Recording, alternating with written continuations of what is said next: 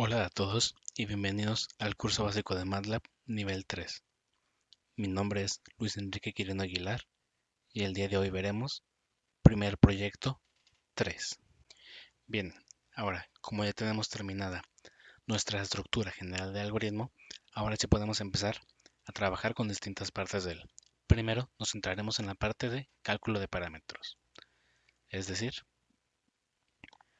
definiremos primero nuestros ciclos.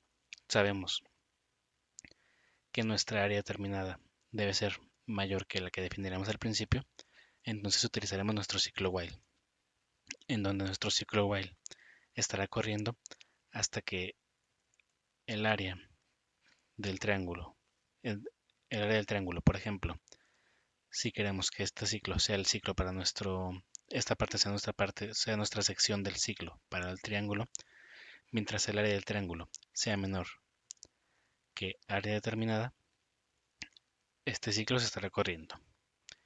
Igualmente, definamos esta como nuestra parte del rectángulo, así que mientras el área rectángulo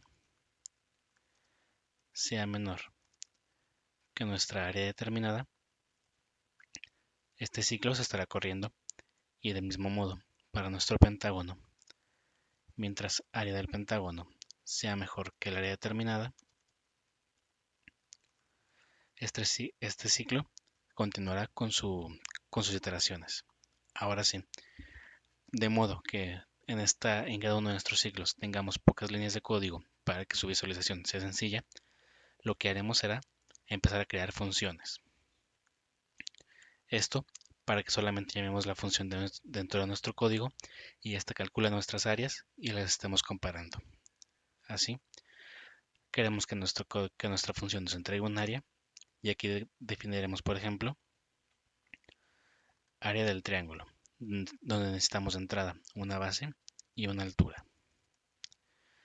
Y como sabemos, para calcular el área del triángulo, simplemente designamos otra vez área, que es la variable que nos va a entregar nuestra función, y realizamos el producto de la base por la altura y dividimos sobre 2. Así, en nuestro código principal de proyecto 1, podemos arrastrar nuestra función una vez que ya la tengamos guardada y nuestra área del triángulo, que es la variable que estaremos eh, modificando a través de cada iteración, la podemos definir como simplemente la función. Podemos tomar esta función como una base para el resto de funciones, en donde tendremos aquí, por ejemplo, el área del rectángulo. Del mismo modo, solamente necesitamos la base y la altura, pero en este caso no necesitamos dividirlo entre 2. Y de este modo ya definiríamos nuestra función del área rectángulo. Y por último, nuestra función del área pentágono. Aquí necesitaríamos de entrada 3 elementos, que sería el número de lados, la longitud del lado y la apotema. Y en este caso, nuestro cálculo sería número de lados por la longitud del lado por la apotema, nuevamente sobre 2. Y así quedaría definida nuestra función para calcular el área de un pentágono. Ahora simplemente colocamos dentro de nuestros ciclos nuestras funciones y prestando atención de que el número de la variable que estamos comparando sea el número de la variable que vamos a actualizar dentro de nuestra función. Hacemos lo mismo. Para nuestra área del rectángulo, lo colocamos en el área indicada y en este caso simplemente podemos cambiar esta variable por área recta para que no haya algún problema con nuestra definición de la función.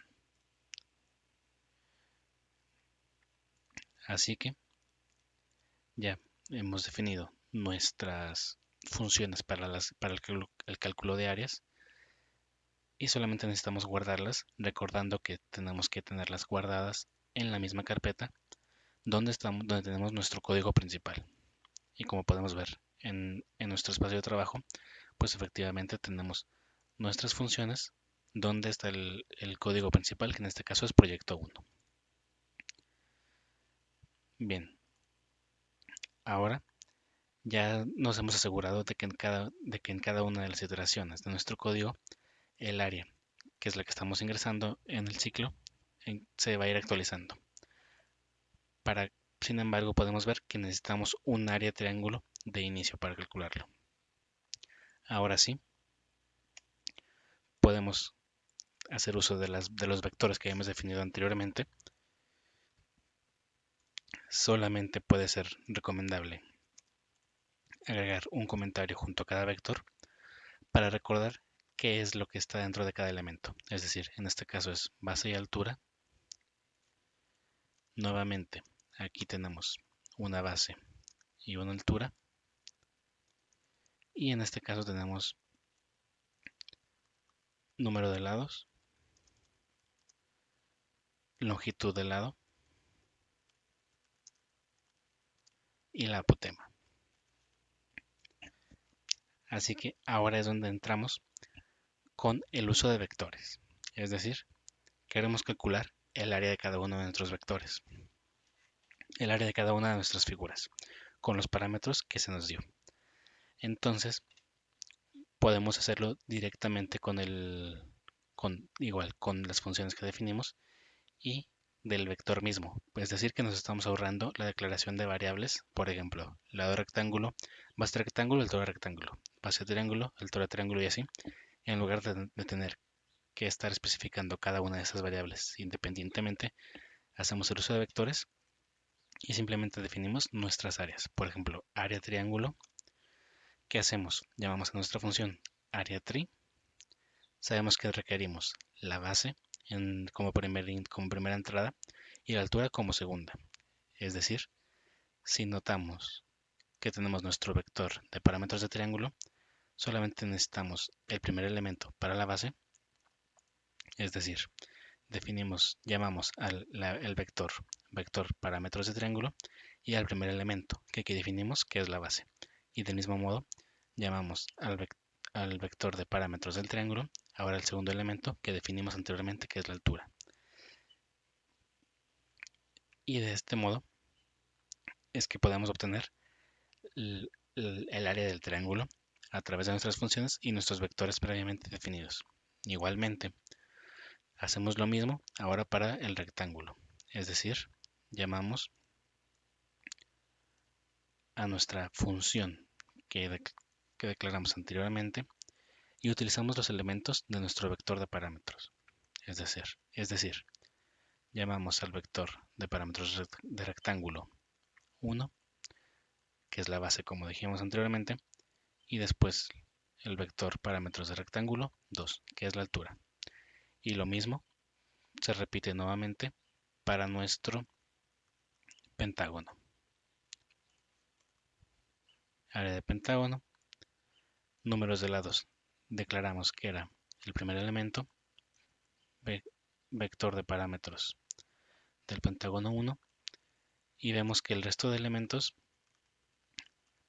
son longitud de lado, segundo elemento, y la apotema es el tercer elemento. Así, ya tenemos declaradas nuestros vectores con los parámetros iniciales, base y altura, y número de lados, longitud y apotema.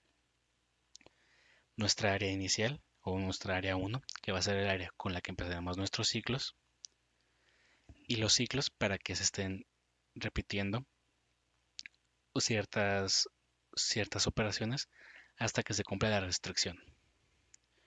Pero de momento dejaremos el video hasta aquí. Espero que te haya gustado y te haya servido y me acompañes en el siguiente, donde ahora sí definiremos los ciclos y las operaciones dentro de los ciclos que se estarán llevando a cabo hasta que tengamos nuestras restricciones cumplidas. Gracias.